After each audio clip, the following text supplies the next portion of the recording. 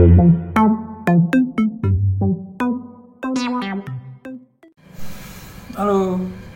Assalamualaikum warahmatullahi wabarakatuh. Gimana kabarnya? Sehat-sehat? Sehat ya? Ya, mudah-mudahan kita ada dalam perlindungan Allah Subhanahu wa Ta'ala dan selalu sehat setiap hari dan tidak tidak mendekatkan virus ke badan kita ya. Ya mudah-mudahan lah sehat lah gitu. Dan keluarga yang di rumah ya. Tolong salam dari Bapak. Mudah-mudahan semuanya sehat walafiat ya. Dan semangat, karena kalau kita semangat itu menambah imun katanya gitu ya. Kita gembira juga imun meningkat gitu. Oke, untuk pertemuan pertama kita dalam pelajaran PJOK itu yang pelajari adalah permainan bola besar, yaitu permainan bola voli. Dan bola voli ini memang tugas Bapak ya yang akan mengajarnya. Dan untuk kelas 12 kita akan mempelajari tentang bermain bola voli atau game atau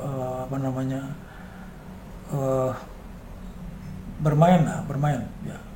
Bagaimana cara melakukan permainan bola voli itu, bagaimana cara bermainnya, ada apa nanti di lapangan, harus ada apa, harus bagaimana gitu kan. Siapkan catatan, silakan catatan dulu, terus perhatikan, yang penting catat dan nanti hafalkan, nanti ada ulangannya. Okay. Yang pertama gini, permainan bola voli itu dimainkan oleh 6 orang dalam satu regunya.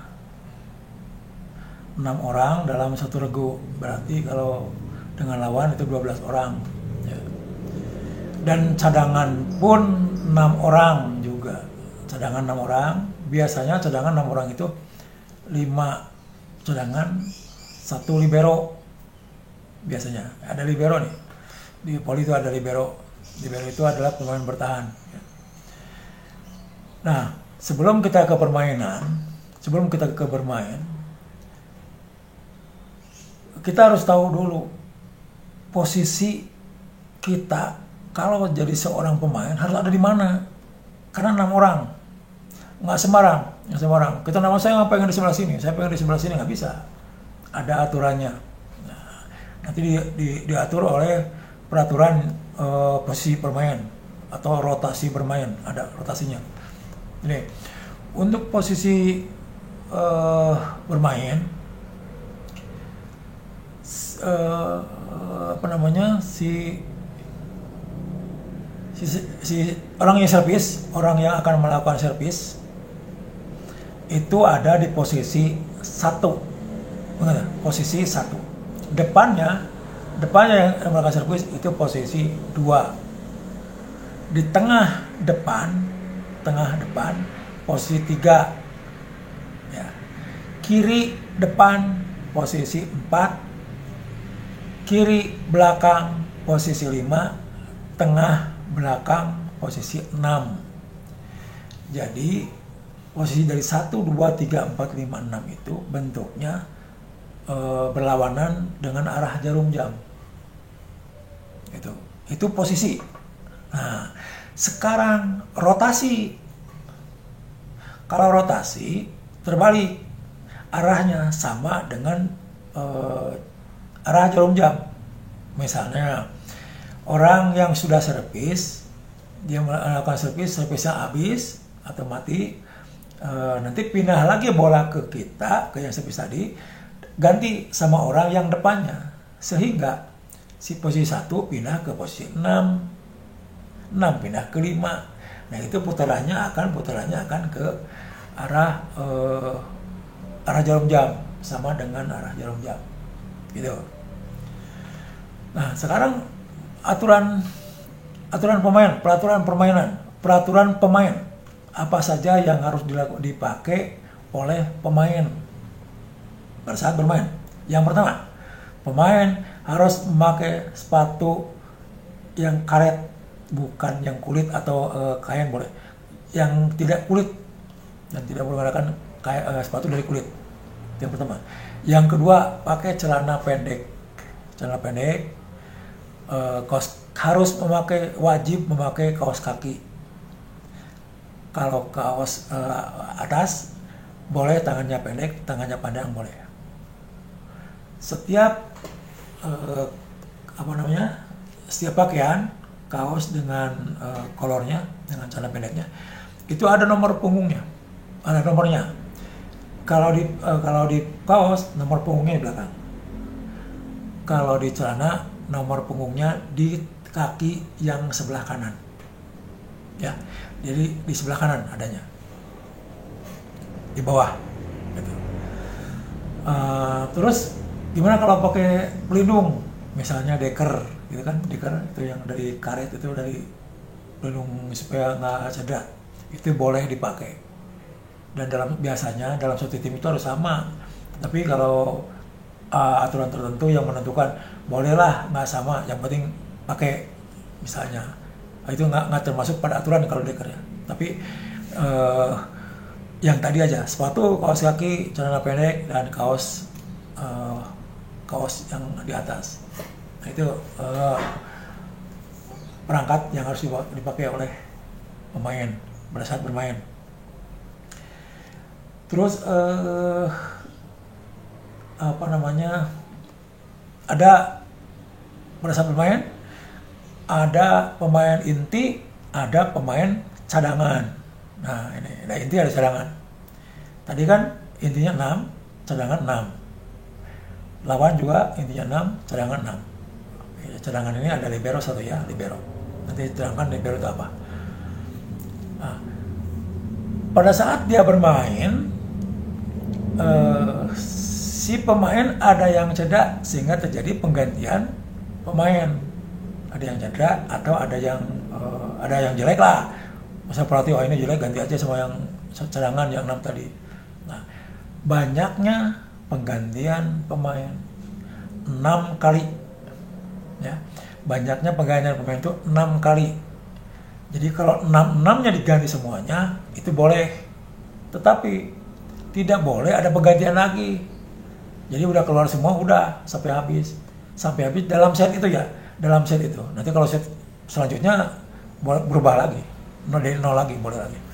Nah, sekarang gimana kalau misalkan yang ganti pemainnya cuma 3? Nah, kalau pemain yang cadangannya mengganti 3 orang, ada 3 orang lagi nanti. Nah, ini yang 3 ini baru 3. Tapi si A, si B, si C tadi diganti ya, si A, si B, si C diganti tadi sama si D, si E, si F gitu kan. Nah, udah diganti keluar, dimasukin lagi si orang ini, si A tadi masukin lagi, si B dimasukin lagi, si C dimasukin lagi, baru 6 kali. Sehingga yang lain tidak boleh main lagi, udah 6 kali. Tapi kalau gini mah, si A sekali keluar ganti lagi, keluar ganti lagi, nggak boleh. Hanya 1 kali penggantian. Jadi ganti, balik lagi, selesai, nggak boleh balik lagi. Gitu. Itu penggantian pemain. Ada juga yang pada saat bermain itu ada yang disebut time out ya, istirahat itu biasanya, fokus biasanya. Time out atau technical time out. Nah, ini ada perbedaan. Dua-duanya juga itu diistirahatkan oleh wasit. Dikeluarkan dulu, silakan keluar dulu dari lapangan. Itu namanya time out atau technical time out. Bedanya technical time out gini. Time out itu dipinta oleh pelatih. Ya. Satu tim dalam satu game, satu set. Dipinta oleh pelatih 2 kali pelatih sebelah kanan, 2 kali pelatih sebelah kiri. Nah, 2 kali diberikan oleh wasit 1 atau 2. Biasanya wasit 2 yang nyuruh istirahat wasit 2. Nah, yang dipinta oleh pelatih namanya time out. Yang dipinta oleh pelatih sebelah sini juga namanya time out. Yang diberikan oleh wasit namanya technical time out. Time waktu ya, time out. Terus kapan kita minta time out? Nah, untuk pelatih bebas, yang penting 2 kali dalam 1 set. Yang dua-duanya ya, kiri kanan dua-duanya. Tapi kalau untuk uang yang diberi oleh wasit itu sudah ditentukan, yaitu poin 8 dan poin 16. Oke, poin 8 dan poin 16 itu baru diberikan oleh wasit, namanya technical time out otomatis, TTO, technical time out otomatis, singkat TTO biasanya gitu. Nah gitu. Dan sekarang tadi ada penggantian pemain 6 orang ya, ada satu orang yang boleh mengganti sampai 10 kali juga boleh, satu orang, dan mengganti siapapun juga boleh dia, namanya libero. Nah, libero ini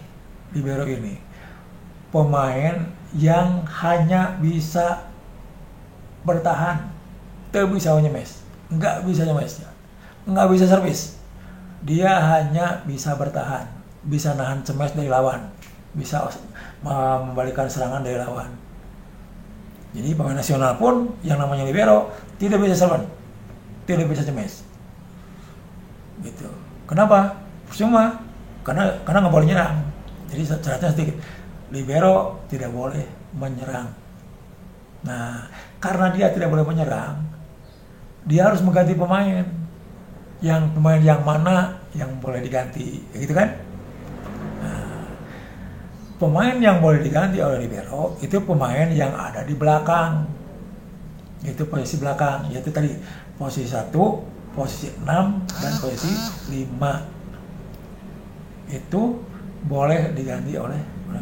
Nah sekarang gini, boleh nggak kalau libero mengganti orang depan? Itu kan? Boleh. Tetapi buat apa?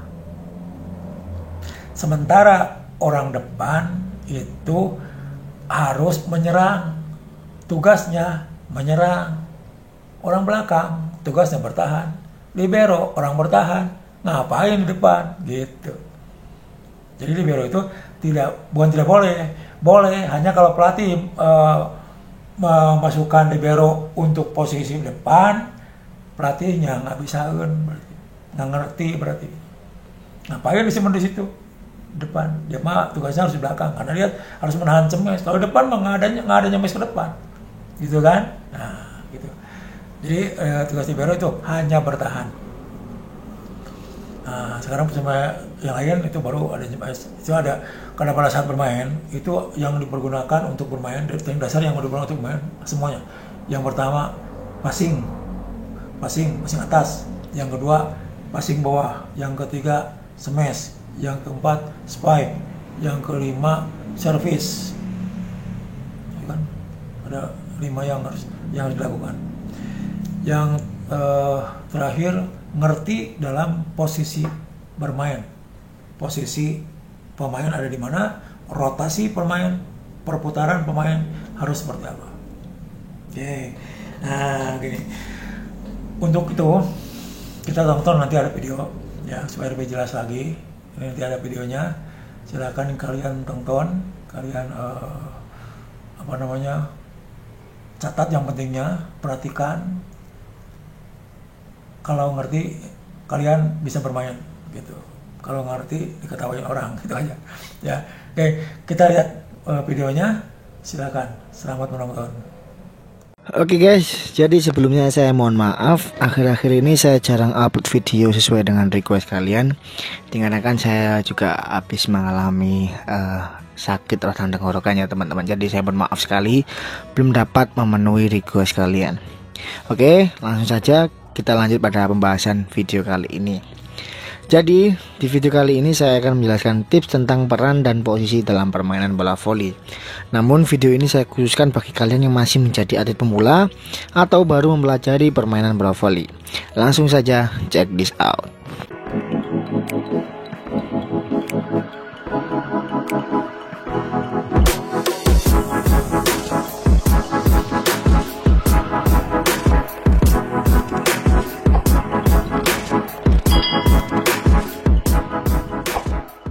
Oke, yang pertama yaitu kalian harus menghafal terlebih dahulu posisi dalam lapangan bola voli. Dapat kalian lihat pada foto tersebut, di situ terdapat 6 posisi dalam lapangan bola voli. Nah, jika pelatih menuliskan informasi seperti ini, maka kalian harus memperhatikan nomor punggung kalian ditulis di posisi berapa. Misalkan saya contohkan ada nomor 7. Itu berarti nomor punggung 7 berada di posisi 1 pada lapangan bola voli, dan seterusnya. Posisi 1 itu dimana kalian melakukan gerakan servis atau serve ya teman-teman. Nah, perputaran posisi dalam permainan bola voli itu sendiri searah dengan jarum jam ya teman-teman. Jadi perputarannya lihat pada anak panah tersebut. Dan ingat, perputaran posisi itu terjadi saat pertama kali tim kita mendapatkan poin. Nah, jika mendapatkan poin kedua kalinya secara berlangsung, maka posisi tidak berubah ya teman-teman. Jadi kalian harus dapat memahami posisi permainan saat mendapatkan poin. Nah, jadi video ini saya buat karena masih banyak atlet pemula yang masih bingung pada posisi, terutama spesialisasi setter. Nah, mungkin kebanyakan dari kalian yang masih pemula banyak yang menjalankan permainan itu tanpa menggunakan posisi setter atau tanpa mengubah posisi setter. Jadi posisi setter tetap di posisi 3 terus. Nah, jadi saya akan jelaskan agar kalian tidak bingung lagi saat dalam permainan. Dapat kalian lihat pada foto tersebut. Di situ ada beberapa singkatan yang dapat kalian lihat pada video ini. S itu artinya setter ya teman-teman. O1 itu artinya open 1, Q1 quicker 1, Q2 quicker 2, A itu posisi all round atau spesialisasi all round, O2 artinya open 2. Ada juga beberapa tim yang menggunakan strategi posisi seperti ini. Namun ada juga beberapa tim yang menggunakan posisi seperti ini. Nah, biasanya quicker sendiri ketika di belakang digantikan oleh spesialisasi libero, karena libero memiliki pertahanan yang baik saat posisi lawan sedang melakukan serangan spike ataupun lain sebagainya. Nah, jadi yang pertama yaitu kalian harus berfokus pada spesialisasi setter yang saya lingkarin atau yang ada huruf S itu teman-teman. Nah, yang pertama di sini saya akan menjelaskan posisi tim saat akan melakukan gerakan receive atau menerima serangan dari servis lawan. Nah, bagi kalian yang masih menjadi atlet pemula, saran saya semua atlet kecuali spesialisasi setter harus membentuk huruf W saat sedang melakukan gerakan receive atau saat menerima servis dari lawan. Nah, dapat kalian lihat pada foto tersebut. Di situ seorang setter berada di posisi 3. Nah, 5 atlet lainnya itu membentuk huruf W saat sedang melakukan gerakan receive. Nah, tujuan menggunakan rumus W ini sebenarnya adalah untuk atlet pemula agar dapat menguasai lapangan saat melakukan gerakan receive, passing bawah ataupun passing atas ketika saat lawan melakukan gerakan servis. Nah, jadi kan lebih enak atau lebih mudah untuk menjangkau bola jika menggunakan 5 atlet. Nah, selanjutnya jika posisi setter berada di posisi 2, 5 atlet yang lain juga harus membentuk huruf W agar dapat menguasai bola saat menerima gerakan servis dari lawan. Selanjutnya ini posisi setter berada di posisi 1 atau di belakang dari seorang open 1. Sama ya teman-teman, dapat kalian lihat pada foto tersebut. Di situ semua atlet kecuali setter membentuk huruf W untuk menerima receive dari lawan. Nah, selanjutnya ini setter berada di posisi 6, posisi 5, posisi 2. Nah, itu tadi merupakan rumus W yang biasanya digunakan oleh atlet pemula saat melakukan receive agar dapat membangun serangan yang baik. Nah, sekarang saya akan menjelaskan posisi tim saat bertahan saat menerima serangan dari lawan. Nah, sama juga ya. Di sini saya sarankan kalian juga harus berfokus pada seorang setter dan juga seorang libero. Yang huruf L itu artinya libero ya teman-teman. Nah, yang pertama yaitu setter berada di posisi 3. Biasanya seorang setter ini bertukar posisi oleh seorang quicker 1, karena quicker 1 biasanya mendapatkan tugas melakukan serangan di tengah-tengah posisi net. Nah, yang melakukan serangan di belakang boleh all round ataupun boleh open 2. Biasanya all round ini berpindah posisi ke angka 1 dan open spike 2 berpindah posisi di posisi 6 ya teman-teman. Maka hasilnya akan menjadi seperti ini formasinya teman-teman. Nah, setter berpindah ke arah posisi 2 dan quicker bertugas akan melakukan serangan di posisi tengah-tengah net.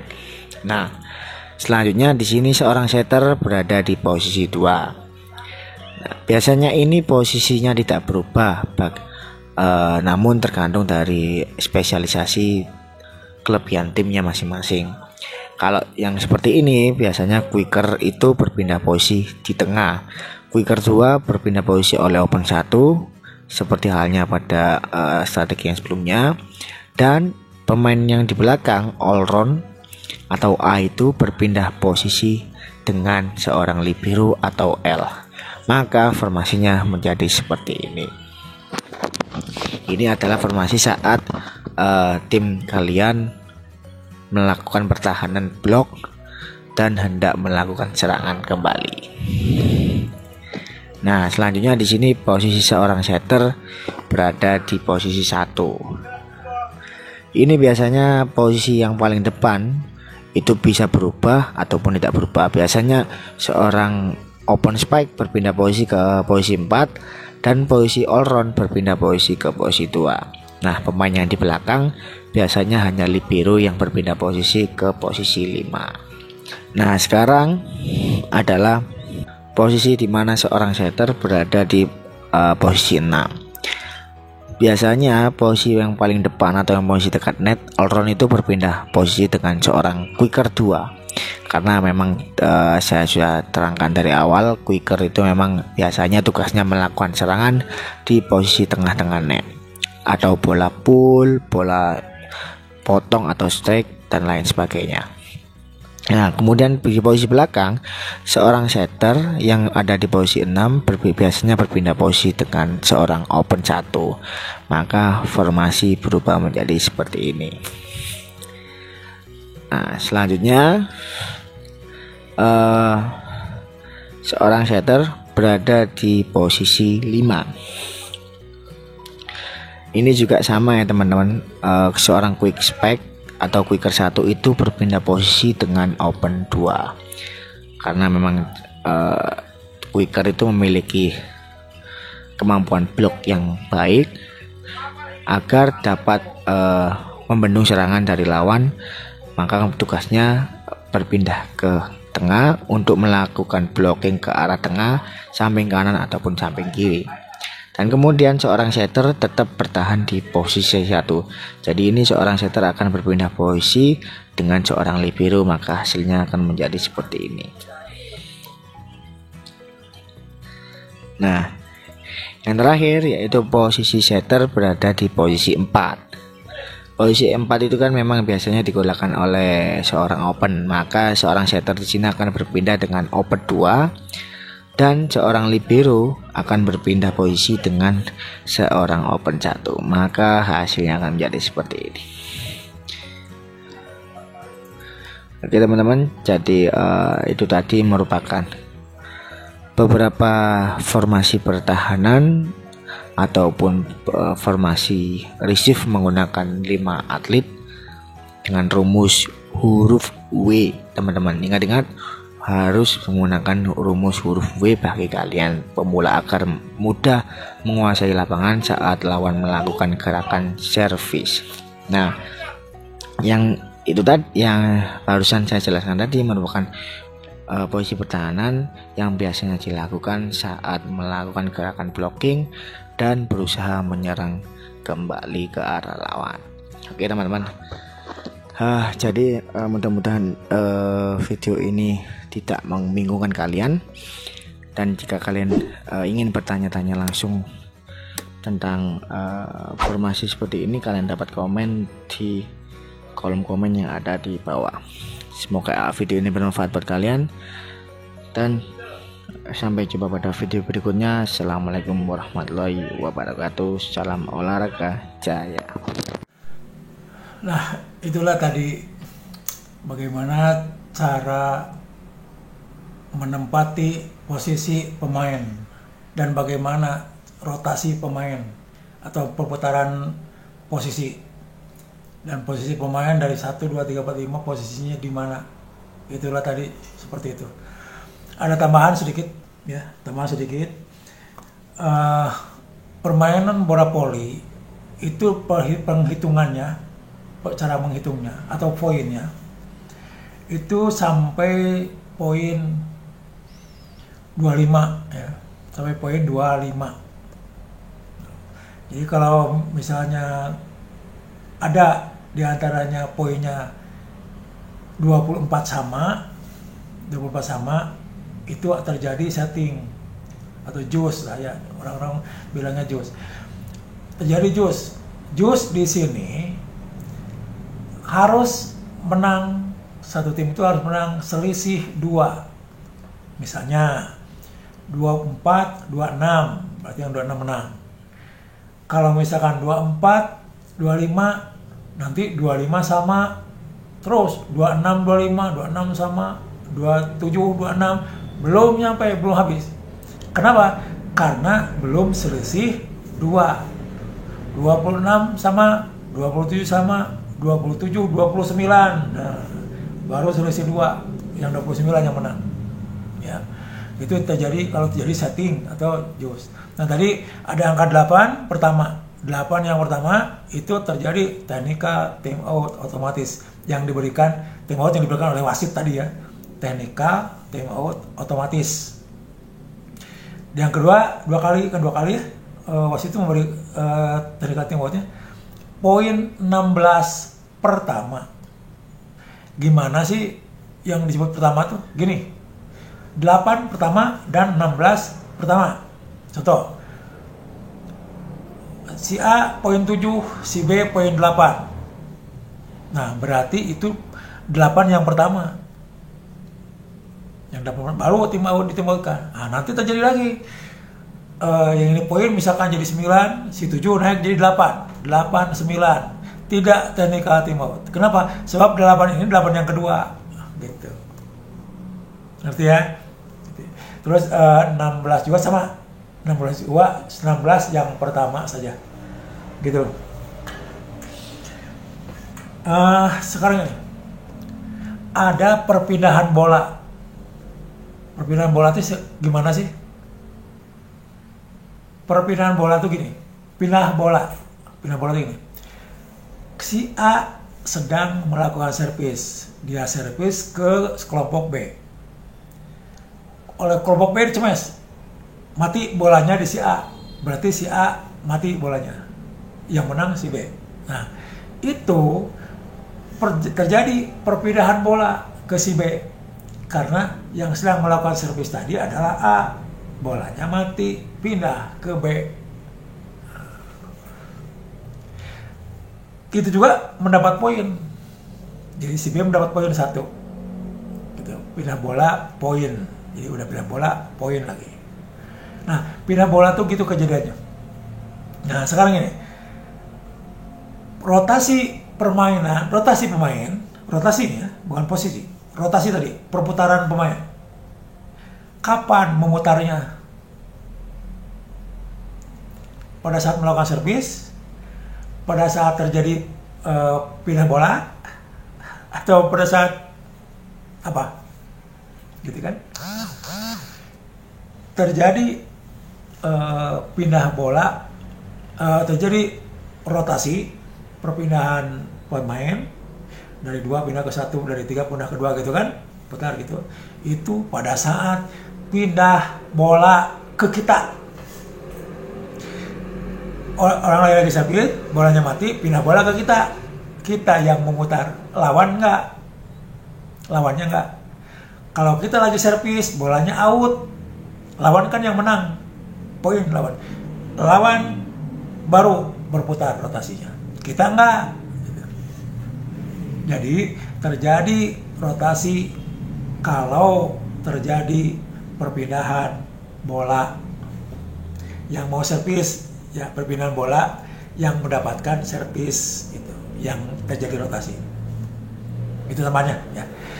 Oke, sampai di situ ada sedikit yang perlu kalian perhatikan ya. Karena kita kebetulan lagi kondisinya lagi seperti ini. Tolong dilakukan apa yang diberikan atau apa yang